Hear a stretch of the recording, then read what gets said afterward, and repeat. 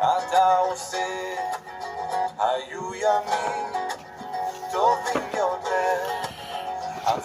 Bendito sea el Todopoderoso, a Él sea la gloria por siempre y para siempre. Mi nombre es Yodel González Lara y me complace compartirles en esta oportunidad un estudio que se había convertido en una deuda pendiente.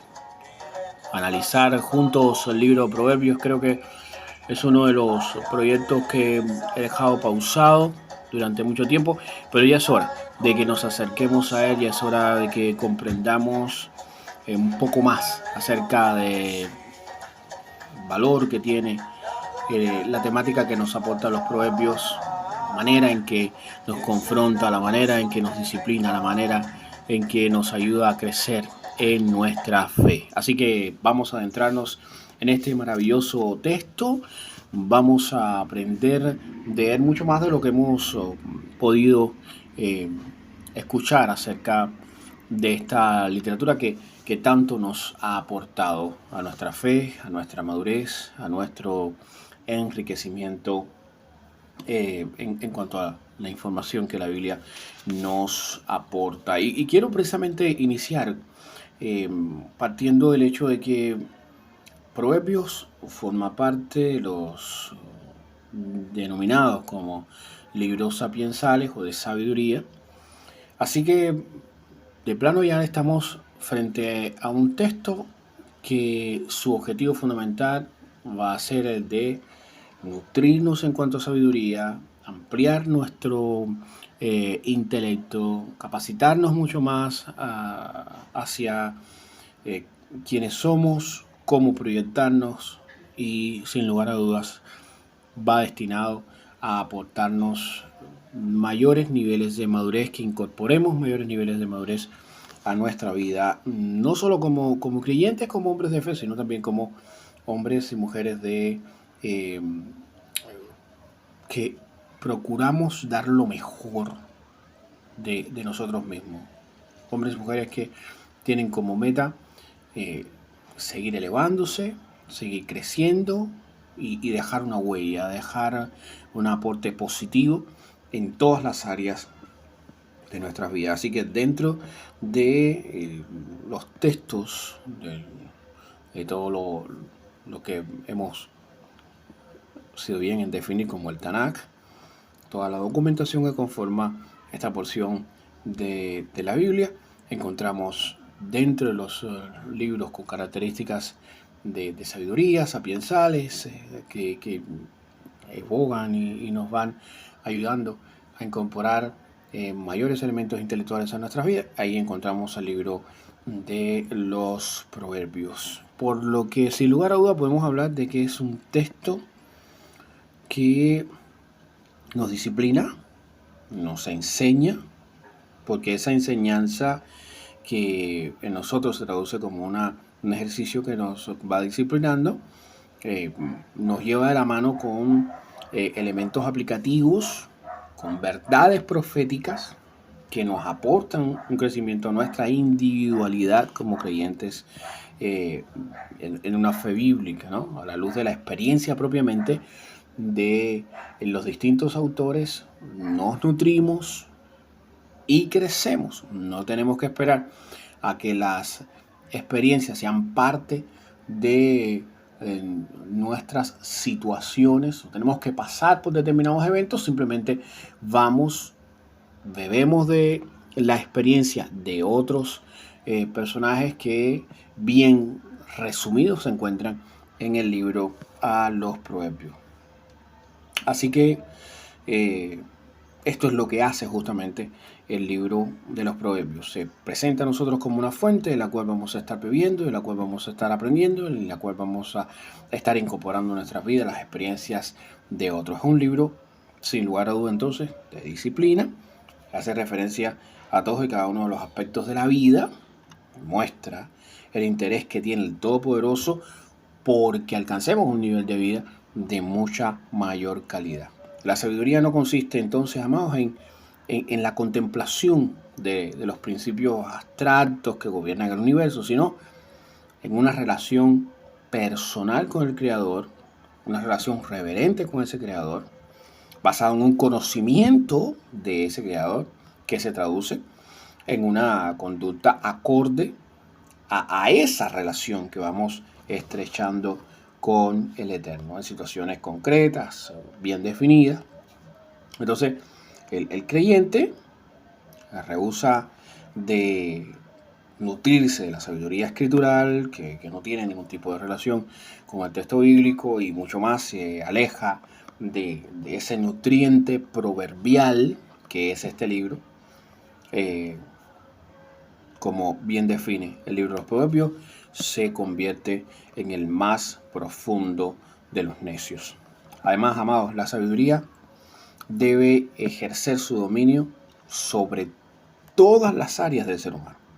No solo sobre los aspectos devocionales y religiosos, sino que debe incidir la sabiduría en moldear nuestra actitud, debe incidir en nuestras respuestas, debe incidir en nuestras relaciones con nuestra esposa, en nuestras relaciones con nuestros hijos, en nuestras relaciones laborales, debe conformar los métodos que vamos a utilizar para nuestras interacciones comerciales, en todo lo relacionado con la vida del ser humano debe expresarse la sabiduría. De ahí entonces el valor que tiene el libro de los Proverbios, la importancia que tiene el libro de los Proverbios y la necesidad que debemos tener de un acercamiento cotidiano hacia el libro a los Proverbios, a su análisis, a su meditación, a su incorporación fundamentalmente a nuestras vidas de esos refranes, de esas expresiones de sabiduría que van a ayudarnos a partir de las experiencias de otros a ser mejores personas. Para los autores entonces de los Proverbios, la religión significa un intelecto bien equipado que echa mano de las mejores, de los medios necesarios para alcanzar nuestros fines y los fines más elevados, los fines más excepcionales en nuestra vida diaria. La fraqueza, la frivolidad y las metas de bajo nivel quedan completamente en segundo plano para todo aquel que con un corazón honesto se ha dispuesto a expresar una fe bíblica coherente al texto bíblico y apuntando a los estándares más altos. Y cuando se apunta a esos estándares más altos de fe, de práctica de fe, entonces se tiene que acudir al libro de los Proverbios, se tiene que acercar uno al libro de los Proverbios y tiene que beber del libro a los Proverbios. Hay una abundante evidencia en el texto escritural, en los evangelios registrados por cada uno de los escritores del evangelio, de que nuestro Redentor, el ejemplo de los ejemplos, amaba profundamente los textos, las enseñanzas y el libro a los Proverbios en sí mismo. De vez en cuando suena el eco, ¿no?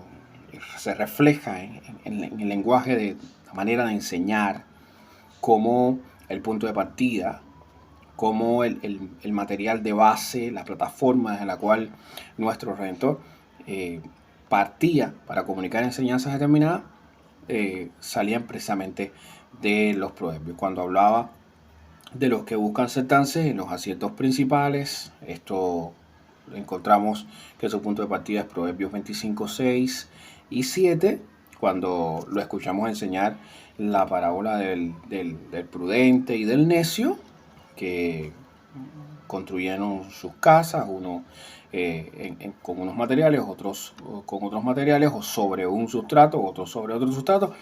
Su punto de partida, claro, está, ahí se encuentra en Proverbios 14, 11, cuando nos compartió la parábola del rico necio. Su punto de partida lo encontramos en Proverbios 27, 1. A Nicodemo encontramos ahí en la narración del Evangelio de Juan, capítulo 3, versículo 13. A Nicodemo le reveló la respuesta a la pregunta planteada por Agur el hijo de Jaque, y encontramos ahí ese diálogo, esa narración en Proverbios capítulo 30, versículo 4, y ahí vemos cómo la emplea con Nicodemo en Juan capítulo 3, versículo 13. Y les recuerda a los que, como indiscriminados y necios, eso que aparece referido en el libro de los Proverbios, aquellos que no le reconocen, aquellos que no le aceptan, aquellos que rechazan su mensaje, les recuerda que la sabiduría es justificada por sus hijos. Ahí está en Mateo capítulo 11, versículo 19. Así que nuestro Redentor aplicó a sus parábolas el método de enseñanza de los proverbios. Es un método que está arraigado en la cultura hebrea, el lenguaje propiamente hebraico, se deriva del masal, es la mejor traducción, que luego entonces se deriva en parábole en el griego. Es el mismo vocablo griego que se utiliza para referirse a la expresión hebraica idá, que se refiere en su traducción al español a los dichos oscuros o los enigmas. De ahí que en Marcos capítulo 4, versículo 11 vemos que para aquellos que no le reconocen, todo lo relacionado con el reino, con las alusiones que hace nuestro Redentor acerca del reino que se ha acercado, el reino que está entre nosotros. El reino parece una enseñanza enigmática para ellos, está envuelta en una serie de dichos oscuros, una serie de idá en hebreo, para que oyendo estas verdades no tengan la capacidad de interpretarlas al menos correctamente. Encontramos entonces que no solo nuestro Redentor, Yeshua HaMashiach, estaba muy vinculado a la divulgación y sus enseñanzas tenían como punto de partida los propios, sino también que en el caso de Shimon Pedro hay un uso continuo de los proverbios. Ahí está en su primera epístola, capítulo 2, versículo 17, como su punto de partida es Proverbios 24-21. En su primera epístola, capítulo 3, versículo 13, encontramos como su punto de partida es Proverbios 16-7. En primera de Pedro 4-8 vemos como su punto de partida es Proverbios 10-12. Y así hasta su segunda epístola, segunda de Pedro capítulo 2, versículo 22, punto de partida o vínculo estrecho con Proverbios capítulo 26, versículo 11. No solo Simón Pedro, como uno del gremio de los apóstoles, está muy vinculado con el uso de los proverbios, sino también el Rab Shaul Pablo realiza varias citas al libro de los proverbios. Lo encontramos en Romanos capítulo 12, versículo 20, que es un paralelo ahí bien claro, bien definido con Proverbios capítulo 25, versículo 21. Y cuando habla de nuestro Redentor como poder de Dios y sabiduría de Dios, la expresión en el Mesías, el cual es poder de Dios y sabiduría de Dios, el capítulo 8 de Proverbios le inyecta un sugestivo significado a estas palabras que encontramos en Hebreos capítulo 12, versículo 5. Se nos encarece entonces a no olvidar la exhortación que como a hijos se dirige, ¿no? Y de que no menospreciemos la disciplina del Todopoderoso. La cita de no despreciar la disciplina del Todopoderoso es tomada textualmente de Proverbios capítulo 3, versículo 11, que nos pinta la verdadera naturaleza del libro. La verdadera naturaleza del libro de los Proverbios es decir, es un estudio claro de la paternidad en base a la disciplina paternal del Todopoderoso. Es la esencia propiamente del libro. La razón de ser del libro de Proverbios es que el libro de Proverbios está definiéndose en ese texto la disciplina paternal del Todopoderoso.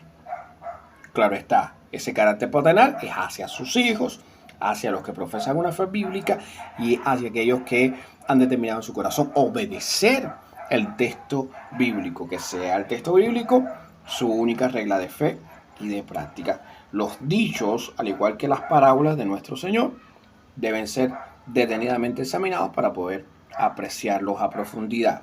Cada uno de los proverbios, cada uno de esos son escenarios descriptivos, cada uno de esos dichos, de esos refranes, deben ser detenidamente examinados para absorber de él, para apreciar a profundidad los valores que nos van a estar aportando nuestra vida y tomarlos de manera separada, leyendo poco a poco cada uno de estos textos y cada una de estas expresiones. Es importante, hermano, que tengamos presente el libro de Proverbios. Es un desafío, nos nutre, nos vivifica, nos redarguye, nos confronta, nos equipara y nos aporta experiencias que solo este texto es capaz de incorporar. Así que esta es la introducción. Vamos a acercarnos al libro, a los Proverbios. Esperen otros estudios que vamos a estar compartiendo. Este simplemente es la arrancada. Estaremos abordando todo el bosquejo propiamente de este libro tan interesante. Vamos a ver las 3 lecciones sobre la sabiduría del propio Salomón, el primer libro de Salomón. Vamos a estar ampliando acerca del libro de los sabios, los dichos de los sabios, todo lo relacionado con el segundo libro de Salomón, los dichos de Agur, los dichos de Lemuel, y estaremos acercándonos al apéndice de la esposa perfecta. Vamos a recorrer entonces el libro de los libros en cuanto a sabiduría y aporte a nuestro intelecto, madurez y crecimiento espiritual. Proverbios está entonces a nuestro alcance para continuar aprendiendo de la verdad de nuestro Creador. A Él sea la gloria por siempre y para siempre.